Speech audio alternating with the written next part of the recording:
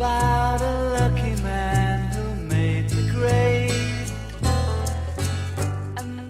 What they always say that in history, you know, things happen once and it's a tragedy, twice and it's a farce. Something like that, yeah. And it's sort of like we can make these jokes against tragic events and we can try to armor ourselves against sadness.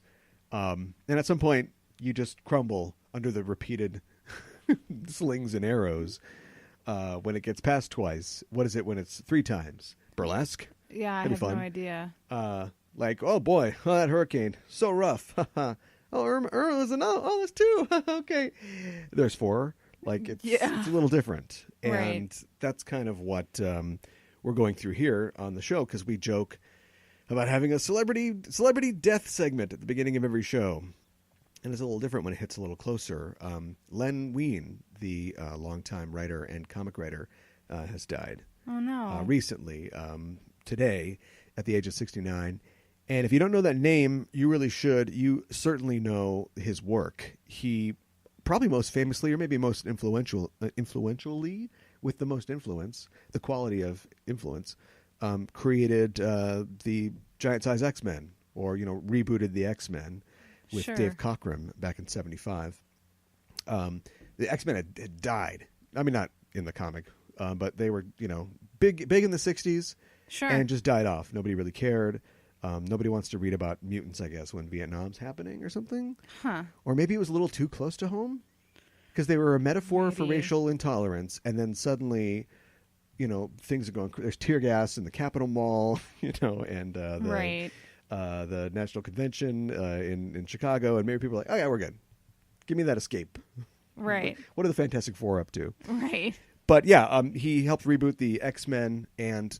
actually co-created Nightcrawler, Storm, Colossus, Thunderbird. Wow. And probably most famously and most influentially, Wolverine.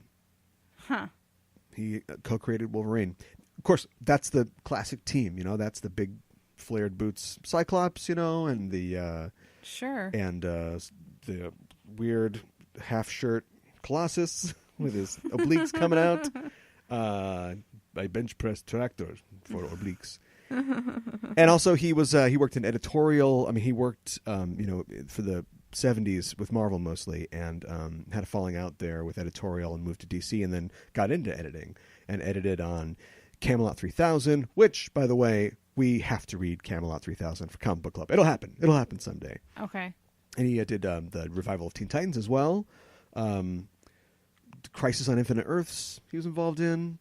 He also edited the Beyond Watchmen series that came out a little while ago. Okay. Which I didn't really read or get into, but it was quite a task. It's quite an act to follow Alan Moore and Dave Gibbons on Watchmen, right, and then have to spearhead this sort of maxi series of like 8 or 9 titles or whatever it was. It's a tough job, and he was up to it. I mean, it's a shame. I mean, he's gone way too soon, like 69. Yeah. That's pretty young. Yeah, and he had some health problems recently. It's what the actual cause of death was is sort of unspecified right now, but he'd been tweeting out just a couple days ago on social media like, yeah, things are going okay, getting some surgeries, but seems all right. Oh, wow. I hope he got... Those surgeries are paid for, right? I hope he got some of that Logan money. Yeah, I hope so, too. Yeah, no kidding. Because he deserves it. So, yeah, it's just... I don't know. Never knew the guy personally. I have a lot of friends, like industry friends, who are friends with him. Sure. And so, you know, my social media is just one big frowny face right now. Right. But by all accounts, a nice guy, a warm guy.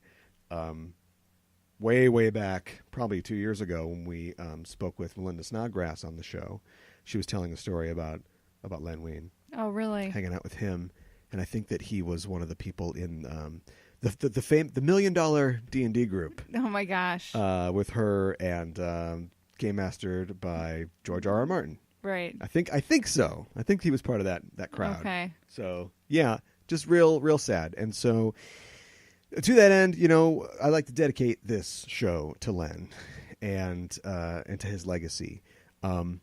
Whether that's a dubious honor or not, I'm not in control of. Actually, I am literally in control of it. So we'll try to make it as good as we can. on the Just Enough Trope podcast. I'm your host, Caliban, joined as always by my co-host. Hi, I'm Mika Nana. Well, other than that, how was the show? What got anything good, fun to say? Talk about? Wipe that away? Like Irma hoovering up the Florida Peninsula? Oh my gosh. Just cleaning it all out. Just wiping it all away. I have relatives that are staying at Disney resorts. Me too. So, My relatives are weather the old. That's why storm. they live in Florida. Why do yours live in Florida? I don't know. I was told like originally that they moved there I can't kind wait. of like for my cousin for schooling and stuff Okay, like that. okay. It's like some sort of special school. So there's a good school there. Yeah, Okay. In Florida? in Florida. All right. Yeah, that's what I've been told. I would not have guessed. What? Okay. Yeah, I don't want to speculate.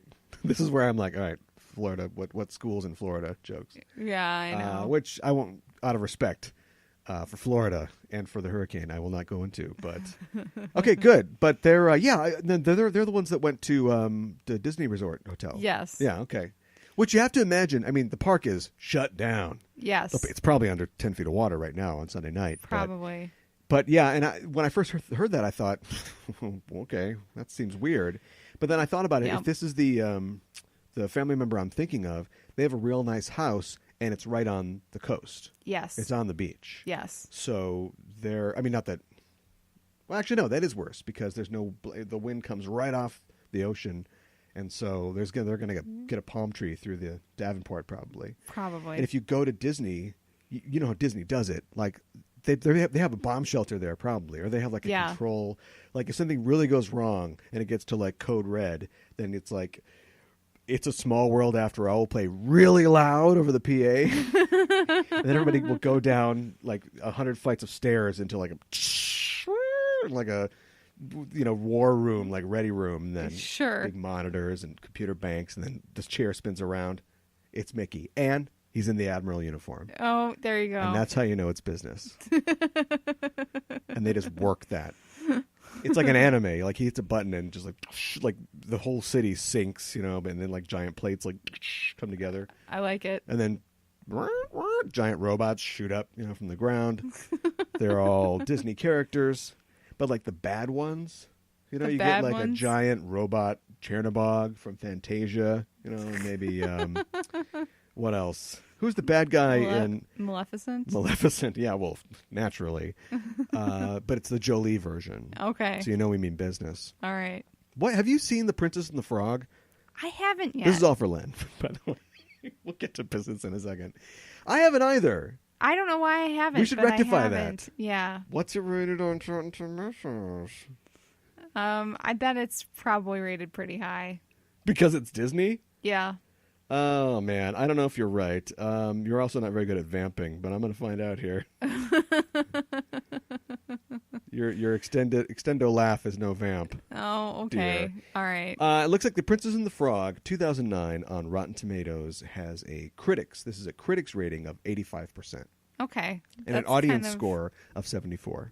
So that does seem a little jerk-offy. Okay. Jerk-offy. Yeah, delicious. I get decaf for me. It's a little late. Because that doesn't seem like, well, it's about black people. I liked it. I like it. You think so?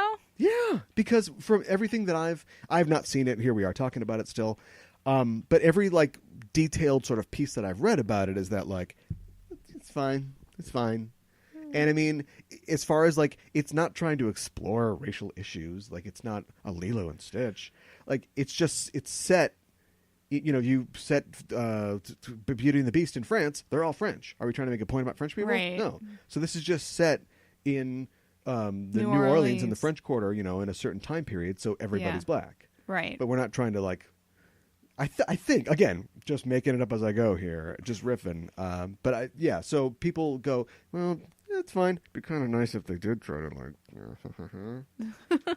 And this is why I say, it's time. Forget the songs. Forget that. You have so much money, Disney. You could do whatever you want. You even have your own streaming service that Netflix is losing all the Marvel and Disney movies too, which is official now. Yeah. Make animated historical films. but like don't half-ass it. Use most of your ass, and just do it. To Kill a Mockingbird, the animated film, Oh, there you go. done seriously, Yeah, right? Perfect. I could see that. You could get a kid to watch To Kill a Mockingbird. They're not going to sit still for Robert Duvall hiding behind a tree. Like that's not going to happen. No, But if you animated it, they would watch it. sure. And it's a great story. Yeah. So Your why turn. not? Of human bondage. Now listen to me. I just, it reminds me of like, oh man, so long ago now. It's never going to happen. But I heard like 20 years ago. First of all, 20 years ago, I heard that they were working on a John Carter of Mars movie. And I thought, oh boy, I can't wait till that comes out. Oh, wow. Yeah. It's my coffee. I also heard that Pixar was working on a Civil War movie, Oh, okay. which never came to fruition. Just because, but like animated Gone with the Wind, That could be good. it could be good People could watch it. with their eyes. Yeah. What do you think they should make a film out of? What's it called? Clute? No. If you describe it, I can help you. It has like Lenny And Squiggy? and no. You mean Of Mice and Men? Yes. No. You don't think so? No, because I mean, it's darker. yeah, yeah, it is. And the morale is high, but the moral is low. Don't pet a lady to death. Black Beauty? Black Beauty, yeah. Okay, that's also boring. Have you seen the Black Beauty movie? No, I Have you seen the Black haven't. Beauty movie? No. That would be an amazing animated experience. No joke about Princess and the Frog can be found. So today on the show, we're going to talk about Comic Book Club, specifically a comic book. I'm not going to say it was chosen by you. It was a mutual decision, Yes. like a mutual decision between Disney Star Wars and somebody else we're going to talk about in a little bit. And that comic is... Fushigi Yuugi. See, when you said that time you said it and it sounded natural. Yeah. Because we were off the air, we were fighting about if it's Fushigi... Because the U's, you swallow the U's, generally. Yeah. And then in this word, when it's in the romanized or romaji version, it's got two U's. Or an umlaut, which to me says, hit that U. Yeah. Don't let that U get away. Fushigi Yuugi. You got to get into that U. So is it like a U? You make sure you say the U. Is that a sound in Japan? Full You? disclosure, your Yes. credentials, high, 6.5 years of Japanese. Something more. like that. Yeah. Lived in Japan for a time. Yeah. Tell me. You is So far, so good. you is a part of their language for sure. Yeah. Yeah. But generally, in most cases, it's like sometimes why. It's actually it is their why, because like at the end of words, like if you're asking how are you, dare desu ka, Yeah. there's a D-E-S-U. There is a U there, but you don't say it. That's true. Don't say it. Yeah. I cut out the U. Well, are ready for some news? Yes. Hi. Hi. Right. Hi, how are you? Well, I mentioned Disney, and I guess we should get right into it. Oh! Fushigi Yuugi animated. That would be perfect. It is animated. I mean white animated. White animated? Stick around. We're going to talk about that, too. Okay. Colin Trevorrow is out of Star Wars 8. Yes. 9. Who can keep track? He is The not next directing one. anymore. That's right. It was announced recently over the week, well, just before the weekend, that he and Disney have mutually separated amicably. As much as amicably as can be possible. Well, as far as they are concerned, or as far as they have stated, it is completely amicable. Yeah. Okay. Although it was said that it was over, creative differences. Right. That sounds too hostile. Creative. It does. What do you say? You say potato, I say potato. I call the whole thing off. What's another word? Misgivings. I don't know. I can't spend too much time on this. What do you think about this? I think that I think this is a good thing because he has his most recent film did not do so well, and to say the least, and I think maybe they need to give it to somebody else. His most recent film was terrible. Yeah. Few friends of mine who liked it aside, and that looks bad. And how could I say? Why would I need to say I told you so? You can simply go back to our old shows, Right. where I announced that the Book of Henry had tanked, and I posited that this was the end for him. I can't remember if I said that they'd wait 3 months so they could pretend it was something different, but that's what they did. Yeah. And so he's out. Although, a Hollywood insider, whose name I will not reveal Okay. because I don't know, but it's been reported that a Hollywood insider says that he's impossible to work with. Really? He's a real jerk off. Okay. Their words. And he wanted a bigger and bigger piece of that creative pie. The creative differences. Still haven't come up with a... I know there's some synonym that's even more euphemistic than that. Because you can get divorced over irreconcilable differences. I feel like the difference is in the word differences. So you work on that. Okay. I know you won't. And so, yeah, it was all over the script because he kept wanting to change the script or rewrite the script. And they're like, okay, so we're going to start shooting. He's like, actually, can we look at the thing? And ultimately it was like, hey, buddy, you weren't hired for this. Right. And the last thing you wrote had Naomi Watts as a soccer mom trying to shoot a guy with a sniper rifle from across the street. So, because her dead kid told her to. Right. So, yeah, why do you think that you're going to get to do... That's not why we hired you. You're a director. Right. And if you look back at interviews with him, he just sounds like a big doof. You know what I mean? Yes. I almost, again, I think we were talking about this earlier, but I almost feel bad for him like I feel bad for Seth MacFarlane and the fact that the Orville is kind of tanking right now. Like, I don't like Seth MacFarlane. I was never going to watch the Orville, but it turns out that the criticisms of it are it's not very funny, and he seems like he's trying to make like an actual Star Trek show, which clearly Fox would not have bought from him. They bought a Seth MacFarlane show. Right. He's trying to sneak like a real deal passion project, which is almost even worse. But I kind of feel bad for him now because at least he was pursuing trying. something he loved. Yeah. Ineptly. Yeah. That's kind of how I feel about Colin. But the guy said bad things about women a while ago, so screw him. Who cares? It wasn't bad. He just said, I don't think women like to direct action films. He just sounds like the most entitled white male douchebag in the world. Yeah. And this is going to be good for him, I think. I think this is really going to help him. Build Because character. he made one movie that the Duplass brothers helped him make, and then he got Jurassic World, like the biggest movie of last year or 2 years ago. Sure. And now he's doing Star Wars. And it's like, I don't think he understands. Sure, there are plenty of people, you know him, I know him, who think that their shit doesn't stink and think that they deserve everything. But very few of those people actually get any of that stuff. They usually die old and bitter. Why are you looking at me? Why are you looking at me like that? They usually die old and bitter without their dreams realized. But every once in a while, one of them wins God's lottery, and it turns out, no, you are everything that the world does revolve around you. Right. This is where Hail to the Chief would start playing in the background if we were going to get political.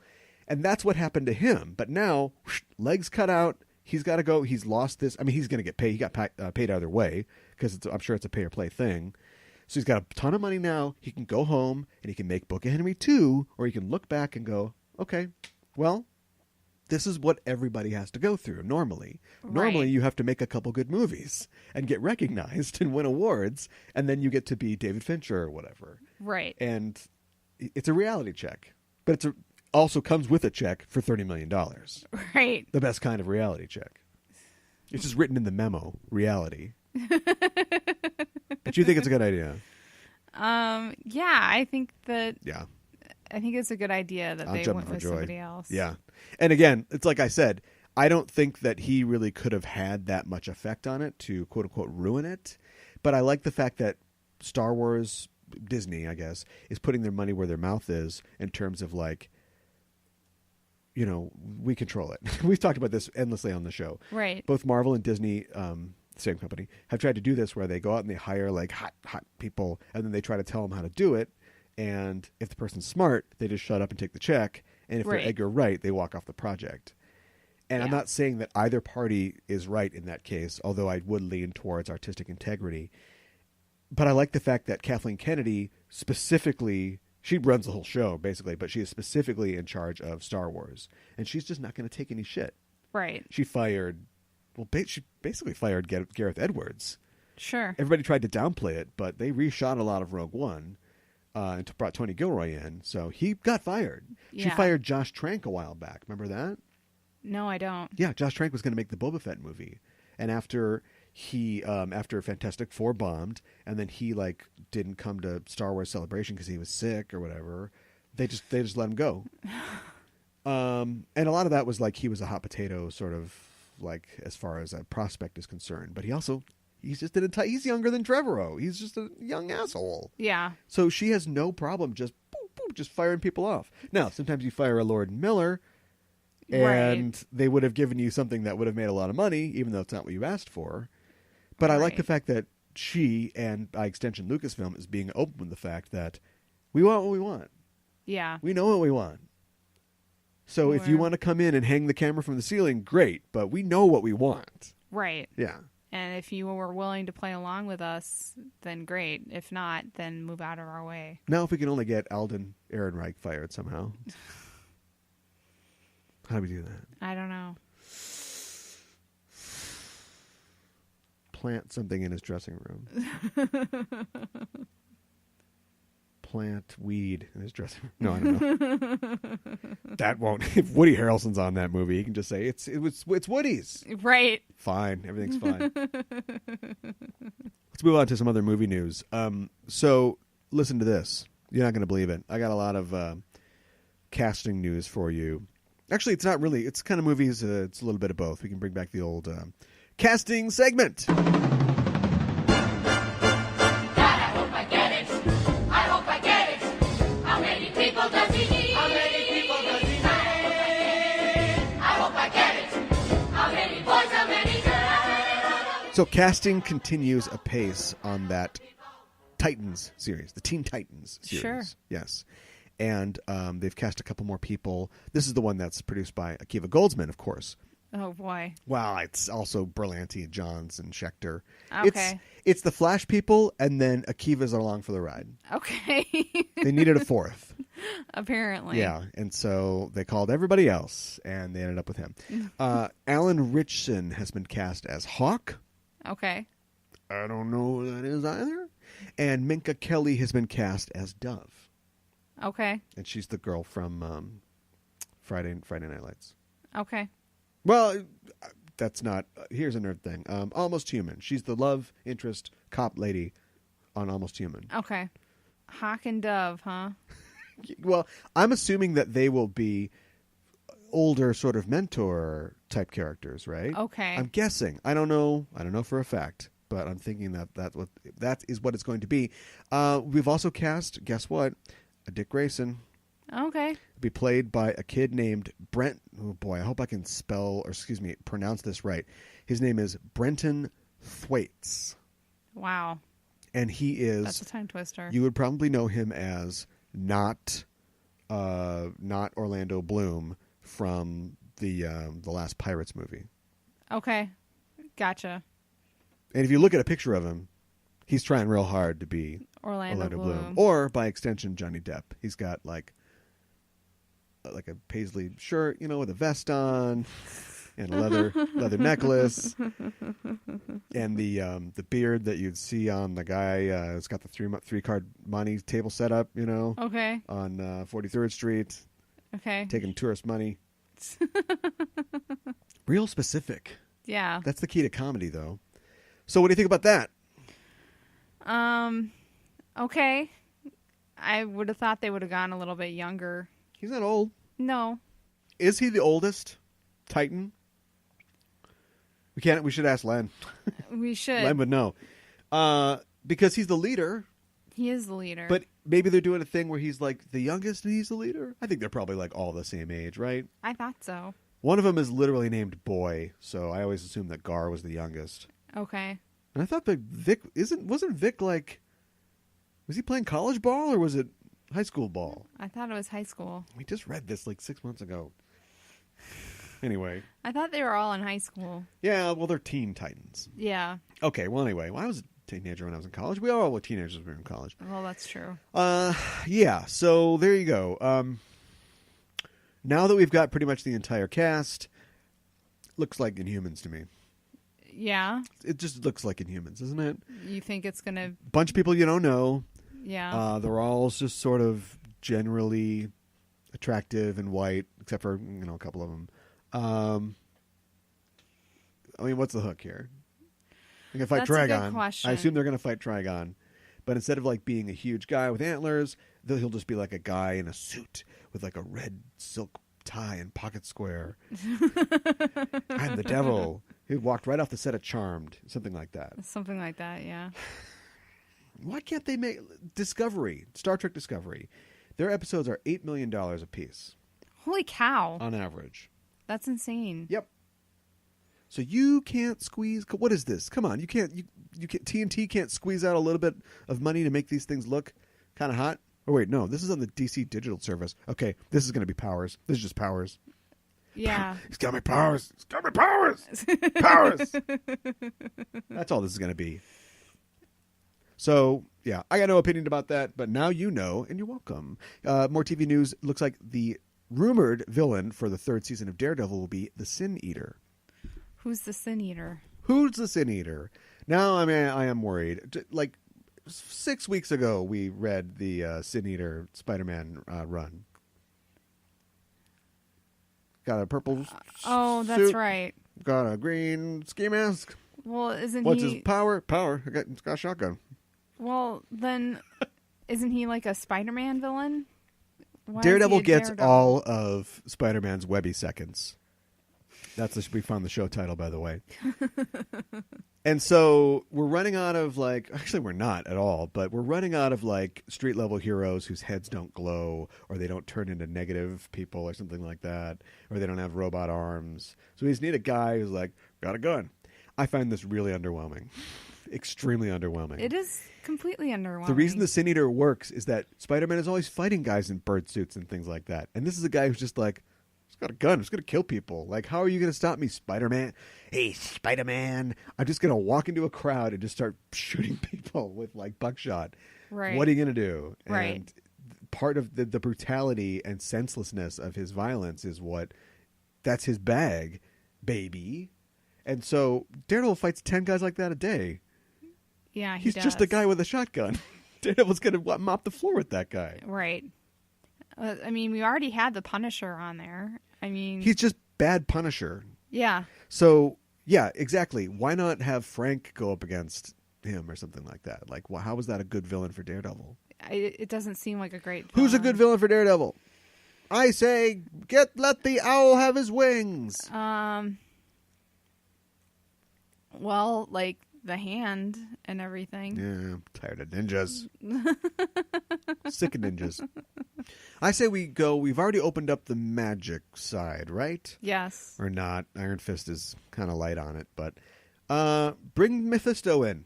Let's have the devil meet the devil. Let's do some Ann Nocenti. I want to do the entire Okay. Ann Nocenti run.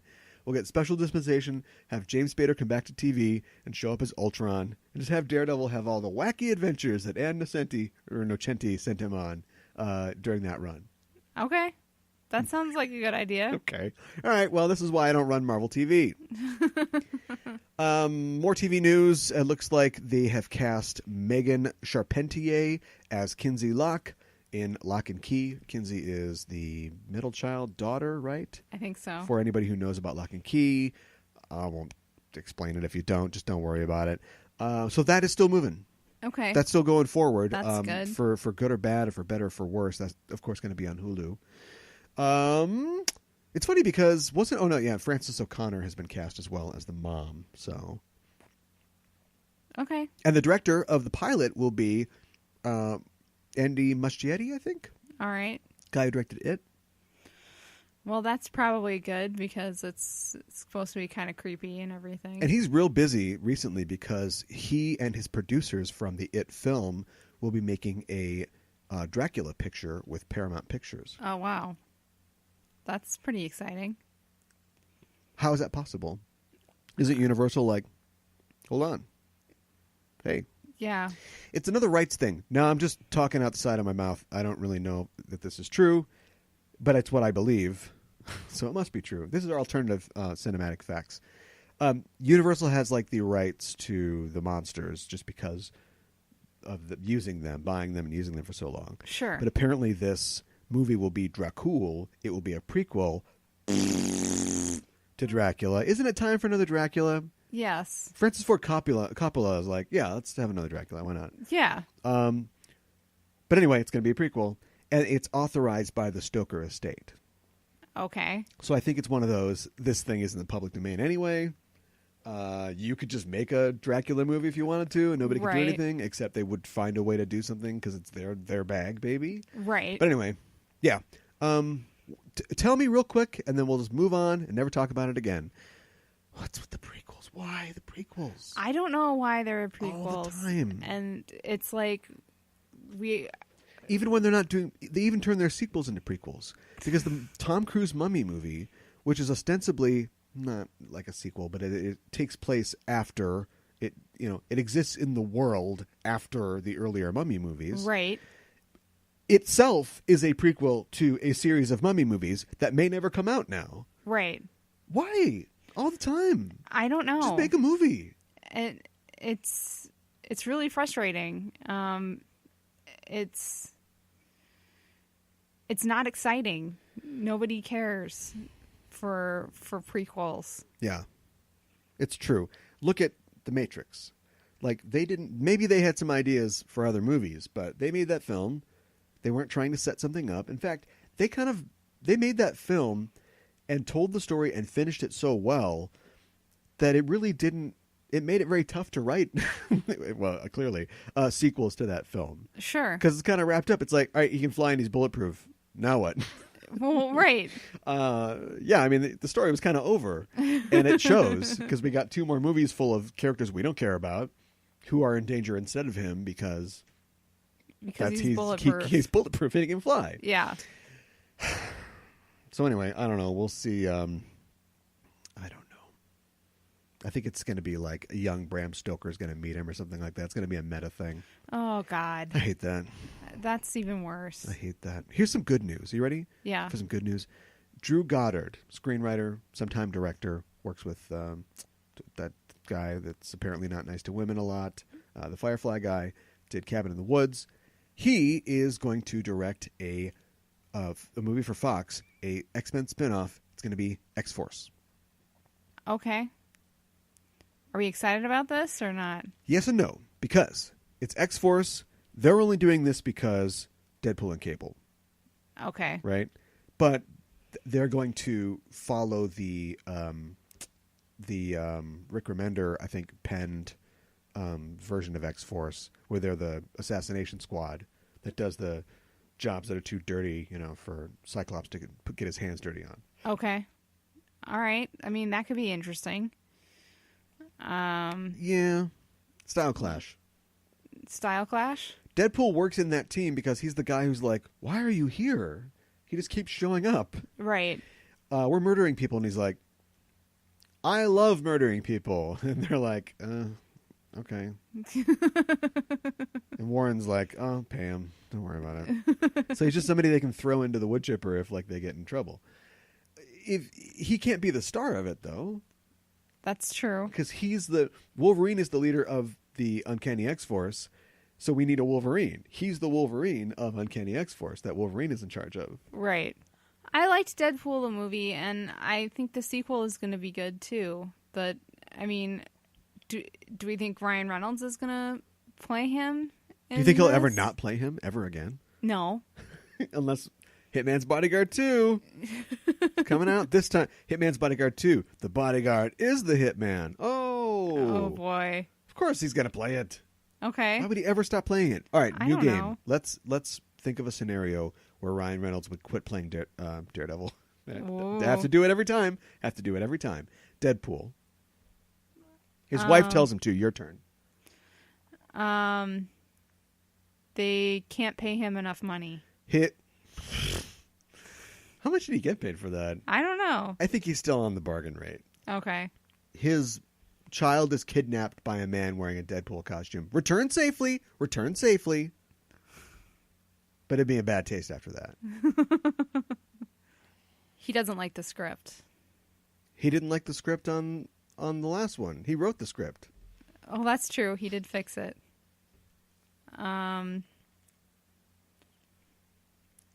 He doesn't like the director.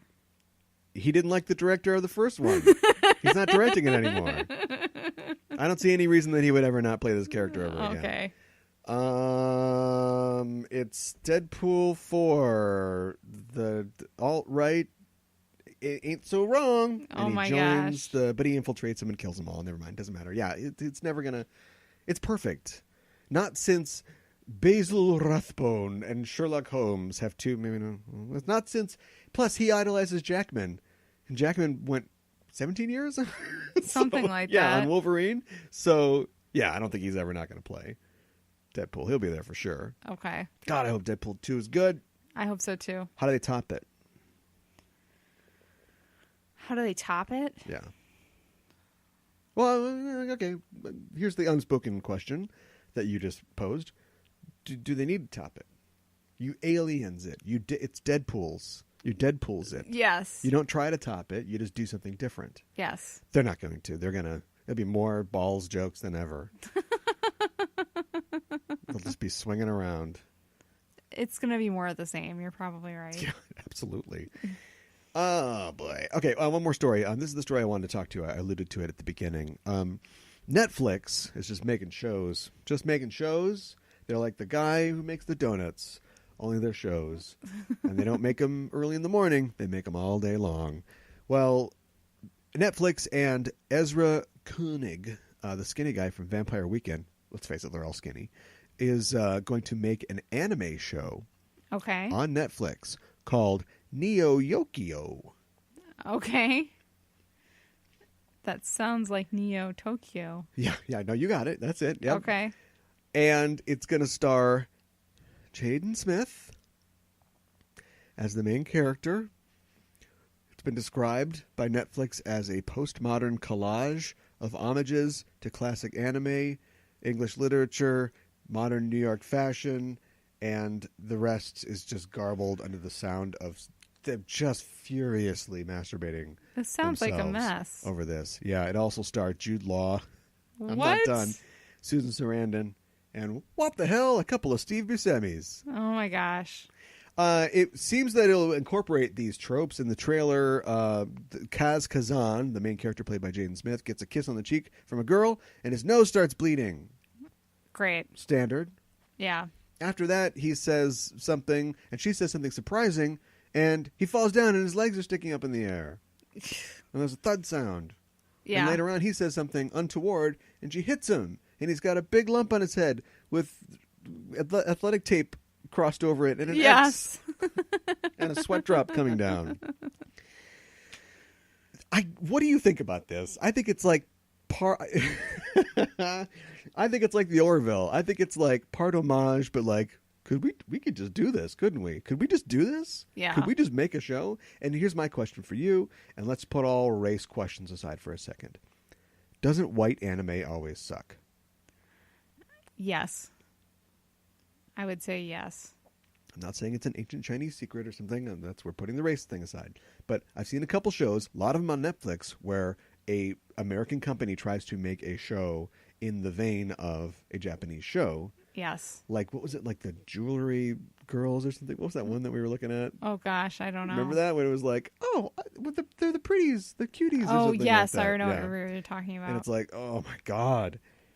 That's not, the secret isn't sweat drop and blood coming out of your nose. The secret is just making like a good show with interesting characters and humor and excitement and drama. I don't know what it is about. But this seems to be self-consciously translating those tropes. Right. It'd be like if you made a film and you were trying to make it like entertaining, funny, and dramatic, but you were like doing it in the style of French New Wave, and you were very self-conscious, and you had a dolphin with a top hat on or something like that. We would go, all right, what? Well, It'd be the Orville. It just seems really weird. Like whenever they try to make animes in the West, it just seems like they're trying too hard, and it's like super sweaty. This sounds like the hardest, sweatiest of tries. Yeah. Which is weird coming from a guy like Ezra Koenig, who is certainly, a metatextual songwriter and a referencer, and almost definitely grew up, in his dorm at NYU or wherever he went, watching anime. But why inflict that on us? I don't know. Why not make something amazing like your music? Pick the guitar up, pick it up. Yeah, no kidding. Get a new arranger since Batman left you guys. You guys got to get that album out. Come on. I agree. Why this? I don't know. But is Deadpool going to be in it? Will he show up? That's what I want to know.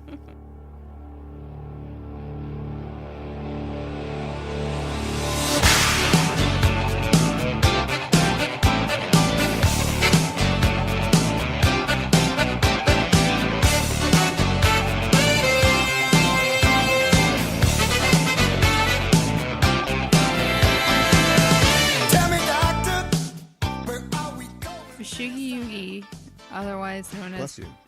thank you, Fushigi Yuugi, the mysterious play. Mysterious play. Was written by Yuu Watase. Me? Yes, you. No, you call me as in Watase. Y-U-U, Gotcha. Watase. Right. And it was 18 volumes. It came out in the early 90s. Okay. And it's about two girls, essentially, Yeah. who Well, I was going to ask you. Well, okay, sorry. We can get to it. who get sucked into this book. Wait a minute. You're introducing it. I'm supposed to do the plot summary. Oh, okay. Sorry. It's about two girls. It's just called Two Girls. Two girls. One book. It's really about Miyaka, though, right? It is. Yeah. So there's two girls. But anyway, there's a girl called Miyaka. She's a very normal, anime, stereotypical Japanese teenager. She's in, I don't know how their school works over there, but like high school.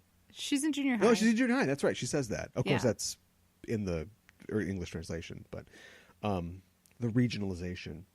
But yeah, she's in junior high, and like most Japanese junior hires, their life is a nightmare hell of Yes. books and pencils and studying and going to another school so you can succeed in school that you're in, cram school. And she's got a friend named Yui, who is that other friend who's like effortless. She's good at studying, and she's pretty, and she's kind of got it all together.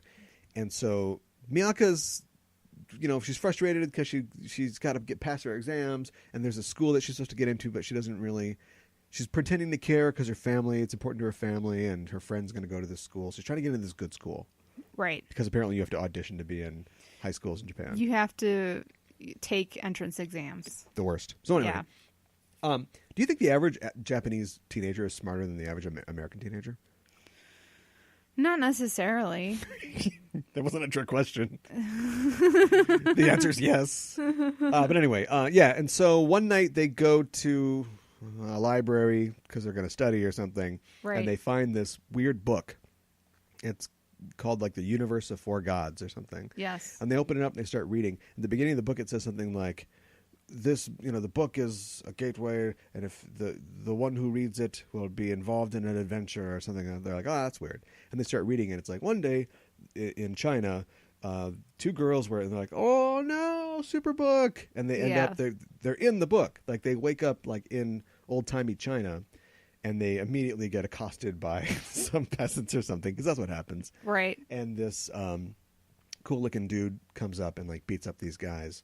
And they're like, oh, he's so dreamy. Oh, what's going on? And then they get sucked back into the real world. And they're like, whoa, was that real? Right. Maybe, we could do this again. So they put the book away because they got stuff to do. And they come back later. Actually, just Miyaka comes back by herself. And she opens the book again.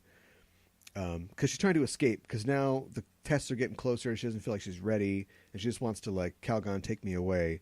And she starts Right. reading this book, and she ends up back in this world. And then she stays there for a while and, like, gets wrapped up in this whole thing. She meets the emperor of this area, Hantahori. Tamahone. Hantahori. Hantahori, yes. Anyway, Tamahone is the guy that she meets. Yes. And he's got this weird symbol on her forehead, and then it's revealed to her by the emperor that they're looking for this priestess of Shusaku or something. Suzaku. Who's supposed to bring about some amazing thing, like change the world or whatever. Right. And she has to find these 7 warriors, and they're all indicated by this character like Tamahome has on his forehead. Right. So she's like, oh, that's cool, but I got some tests. And so she's going to go home. And back in the real world, the janitor finds this book, and he's like, what are those books? Why is that here? And he closes it.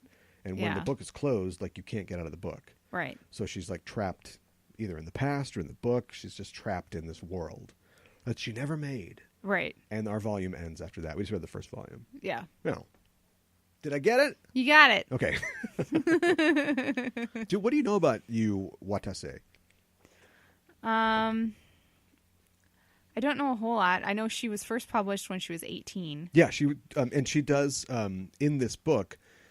Every issue, of the volume or whatever, there's like a author's notes type thing. Yes. And it's cute. I mean, she just kind of, it's just her open, unfiltered kind of, yeah, what's going on? So Right. I'm really young, and I'm trying to, here's the artist I like, and I'm just trying to, I read some of these books, and should I have some fan mail? Okay, here's a letter from somebody. And it's just like the stream of consciousness Yeah. kind of thing. That's kind of neat. It is cool. She did all the drawing and the writing for this. So Yeah. she's pretty talented. Yeah. And this is, I mean, we haven't read past this, but Mysterious Play, you have to explain if that title has significance, Yeah. is only the first sort of, there's 2 other or 3 other, like, Fushigi Yuugi whole stories outside of the Yes. volumes. Like, it's just another, do you know if those are sequels or are they? Well, I know one of them is about, so Yui comes back into the book later.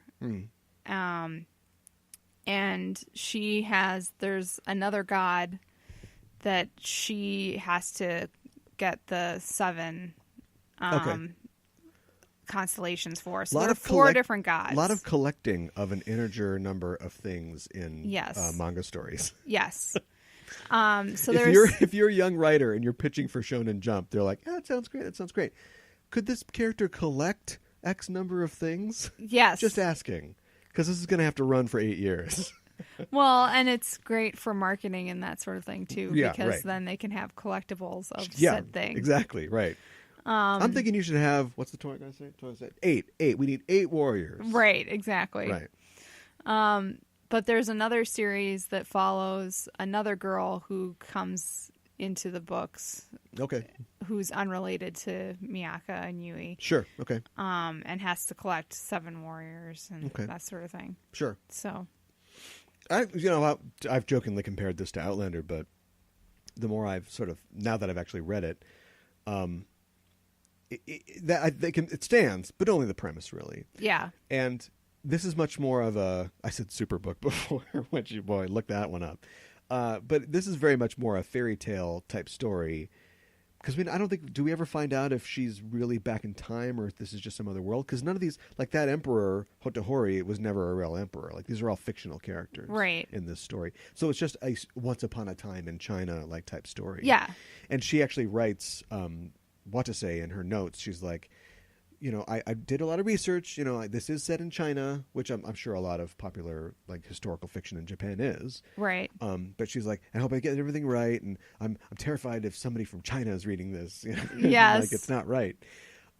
But whereas in Outlander, Diana Gabaldon has thought it way out because Claire and her husband are already interested in the history of this time. And then when Right. she goes back in time, she has some of that knowledge, so she's prepared to sort of play a person of this time, which she's able to do for a while.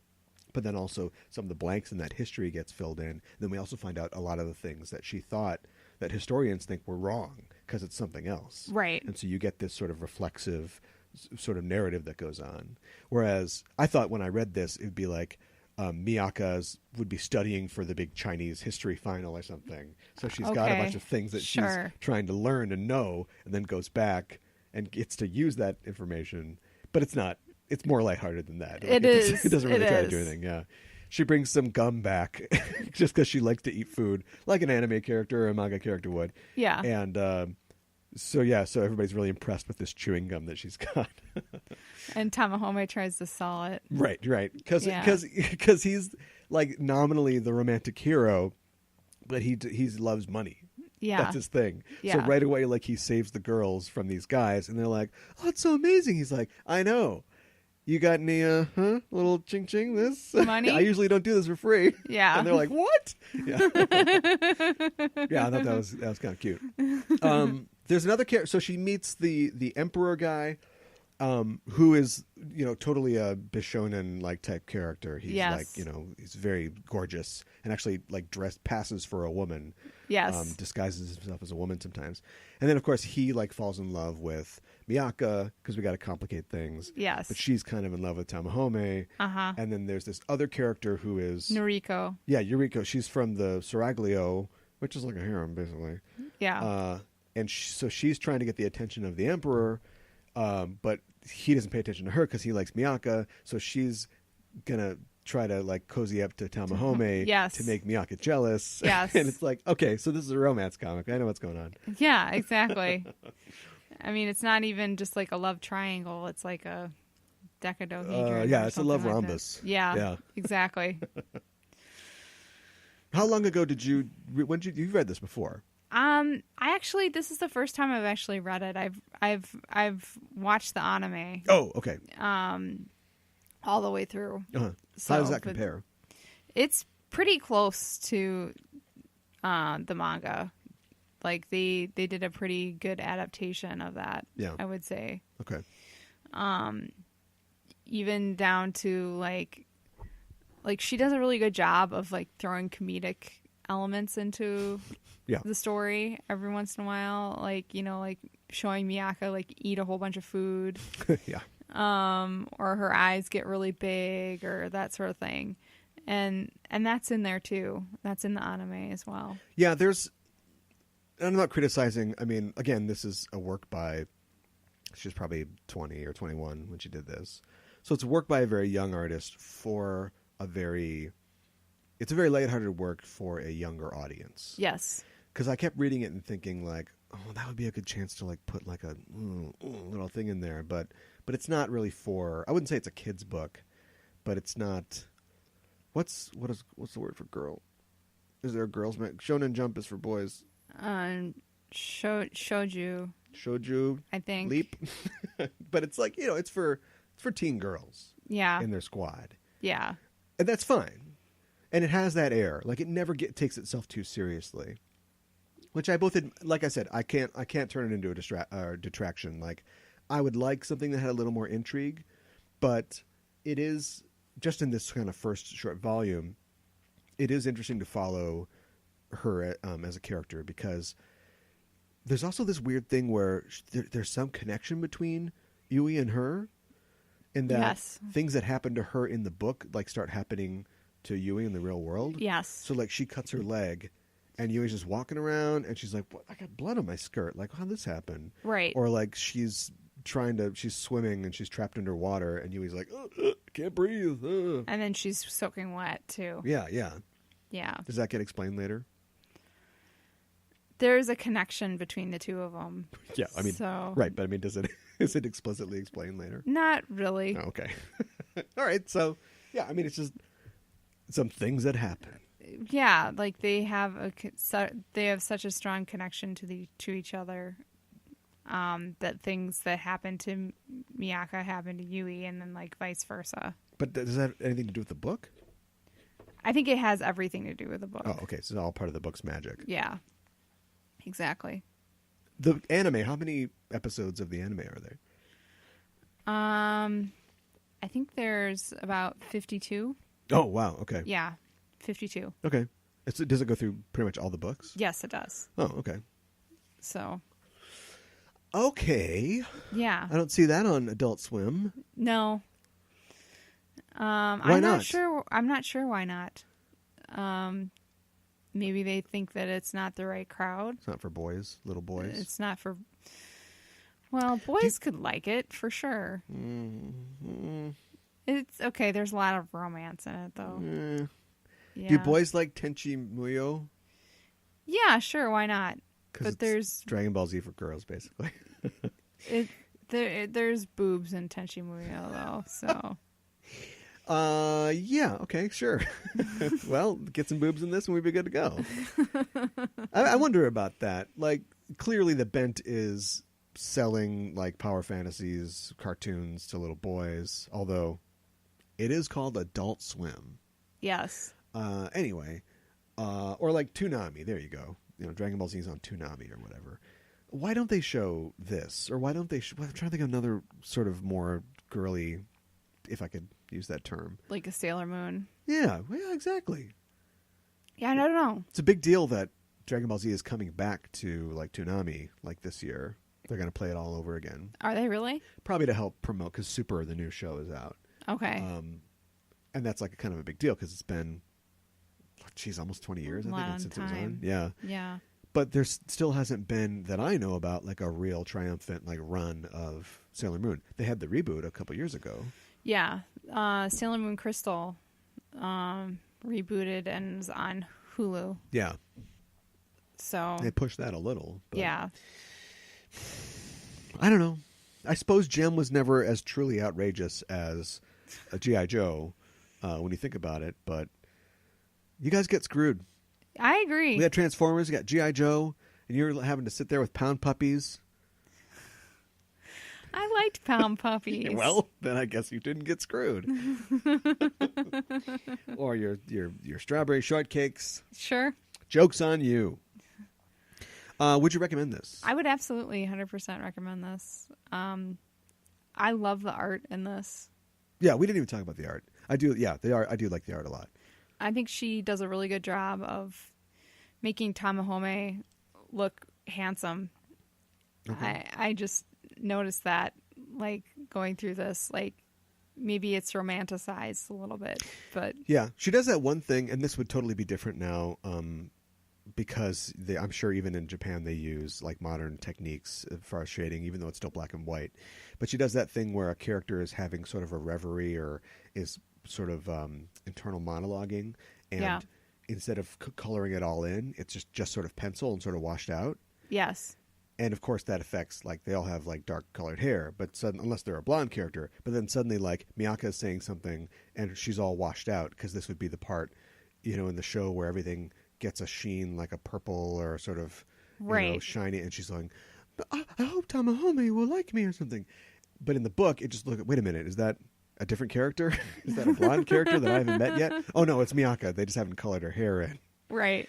It's a little confusing, but I would provisionally recommend it. I would say that if what we've described is something that you want to read, then definitely check it out and read it. I mean, clearly, if you like it, read it. But what I'm saying is that this is something that you have to invest in, because there's a lot of it, and I bet it gets a lot better as you go. Like, I like this fine, but I'm sure as Watase writes more and draws more, she's just going to get better and better. Right. The same thing that happened with Akira Toriyama, like when he did Dragon Ball. Like, the first couple volumes of Dragon Ball, like, okay, it's fun, it's kind of light, but he starts to get really good at the drawing part, and then he really starts to bring some of the characters back and make connections between things, and it just, you really get, it's like a soap opera. Like, yes, you watch one episode, you're exactly. like, okay, so he's her evil twin or something. But if you watched it forever, you're like, okay, now we're in this guy. This is finally happening. This is finally happening. No, that's it exactly. Yeah, I think that's a good way of describing it. It is kind of like a soap opera. Yeah, but in a good way. Yeah. In the good way. In the good fun way. In the good fun way. A lot of fun soap operas. Yeah. Passions. Oh my gosh, Passions. Tell me about your passion for Passions. I loved Passions. When did you watch Passions? In college. So you just get back from class and then like... Yeah. And my roommate and another friend of ours, we were obsessed with it. So we would sit around and watch it. Okay. Yeah. I can see it. Yeah, it was a lot of fun. Well, as far as if you want to check this out, you probably got a better chance of finding the anime than you do the comic. You think so? Yeah. Because I haven't looked at the anime section in a while. I mean, we read this, digitally. But as far as picking it up, you might have trouble finding it. So good luck on that account. Yeah. You can definitely look at eBay. I've seen a couple different collections of people trying to sell like kind of all of them. Sure. I know you can pick up the DVDs, I'm pretty sure. So yeah, I mean, if that sounds good to you, it's Fushigi Yuugi. Fushigi Yuugi. Yeah. Check it out.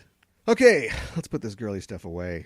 If you can, Care Bear, stare at the floor for all I care. Hey. And take your purple pies back up to Purple Pie Peak. What is that again? I don't know. Anyway, but yeah, we've talked about it. Let's do it. Next week for Comic Book Club, let's read Giant Size X-Men #1. Okay. Written by Len Wein and illustrated by Dave Cockrum. It reintroduces the X-Men to a new generation. In 1975. Okay. To a post-Vietnam War generation. Sounds good. And we've got an Indian now, so it's real diverse. There is a Native American on the team, and there's no way that he would die on the first mission. Oh boy. No way. Oh boy. Anyway, so we can comment on that.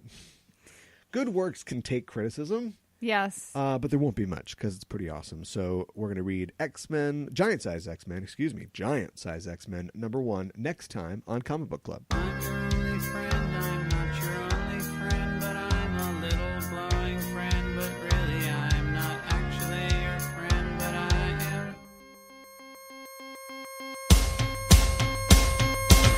Blue canary in the alley by the light switch, who watches over you? Well, that's another show in the memory banks, locked up tight. I hope Len would appreciate that. We're extending it to another one because we're doing his book next time. That's true. So Len should stop in next time. There you Keep go. listening, Len, because we're talking about you on the next show.